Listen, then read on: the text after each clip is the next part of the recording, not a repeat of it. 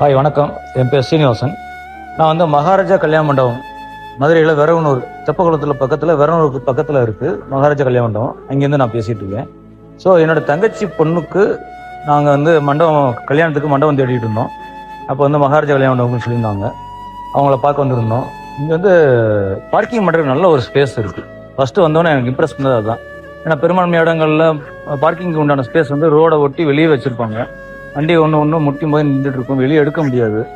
Parking space வந்து 2 wheeler 4 wheeler நல்லா பிரித்து வச்சுருக்காங்க.